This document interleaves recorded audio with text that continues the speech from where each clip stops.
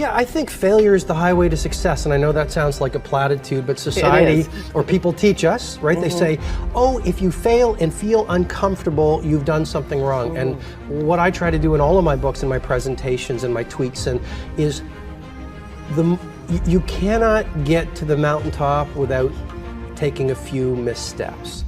And so a business that wants to win, you have to outfail your competition. And as human beings, failure is not a bad thing. Ask yourself, what's the opportunity from the failure, and get in the game, because when you get to the last hour of your last day, it will not be the failures you regret, it'll be all the risks you didn't.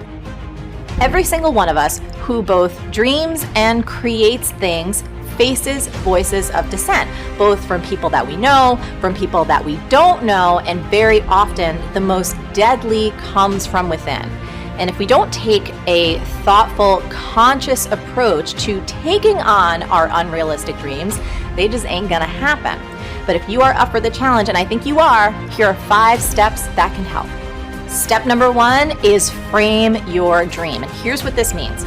We can't become what we can't envision. So when I say frame your dream, what I mean is I want you to take a picture of it in your mind's eye in vivid, specific detail. And then what I want you to do is translate that picture into words, meaning write down that big unrealistic dream. And I know that you may have heard about the power of writing things down before, but the truth is most people just don't do it, which is so crazy because the research is conclusive on this. There was a study done by Dr. Gail Matthews that shows that you are 42% more likely to achieve your goals if you write them down. So what I want you to do is whip out your journal or hop on that keyboard and get writing. Step number 2 is filter opinions and fend off negativity. You've got to take responsibility for the energy that you allow in your life. I want you to fend off negativity as much as humanly possible. We know so much more about the brain than we did just 20 years ago. Neuroscience has taught us incredible things, like that our brains are continuously shaped by our thoughts and our experiences. And you know this to be true. Negativity is one of the most toxic forces on the planet. It's toxic for your brain, for your nervous system, and for your ability to stay motivated. So do me this favor, okay? Do not solicit or listen to the opinions of people who are notorious for just being Debbie Downers. The one mistake that I've seen people make consistently is they almost habitually talk to the exact person who is the most likely to shoot them down and make them feel like crap. So don't do that. And here's another key. I want you to always consider the source. Meaning, don't put a lot of stock into other people's opinions unless they're actually out there consistently taking risks and being brave and actually making things happen. If you think about it, let's say, you wanted to climb Mount Everest. Would you ever take advice from someone who's never even attempted the summit? No, of course not. That would be crazy. So don't take advice from anyone unless you really think it through.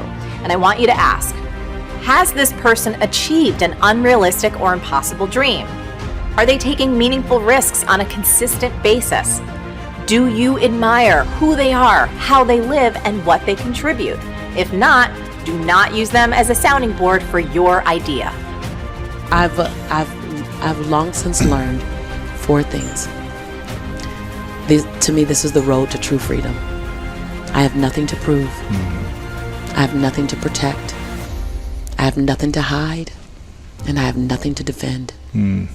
That your perception of me after I tell my truth is actually none of my business.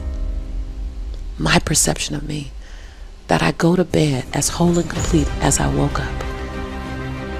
Before I check how many likes I have on Facebook, that I like me first. And every other like is bonus. That was a long road to get to. Long road. We think about the era that our parents lived, okay? Great Depression, right? Very, very hard to make money, very, very hard to find resources, very, very hard to do anything unless you're a professional. So our parents said to most of us, if you don't become a professional, you're going to struggle. You're going to struggle and suffer.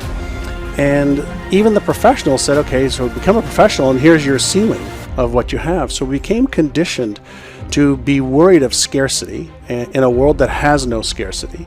We became conditioned to having certain beliefs about what's possible or not possible.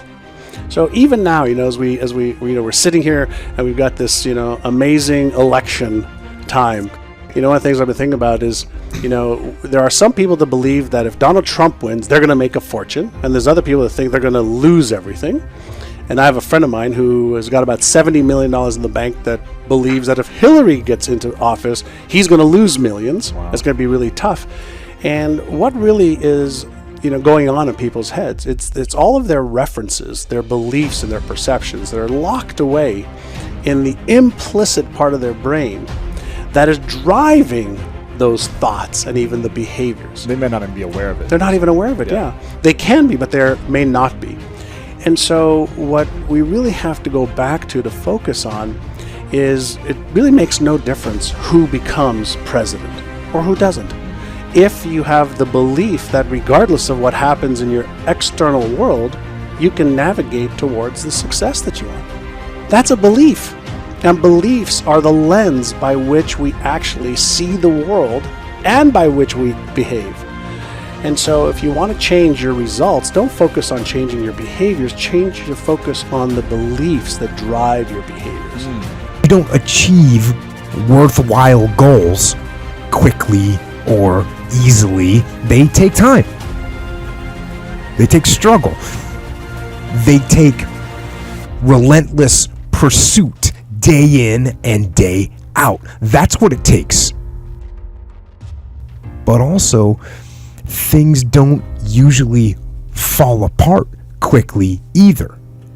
At least at first, it's a slow process. A little slip here, a little setback over there, a little wearing down of discipline and will over time.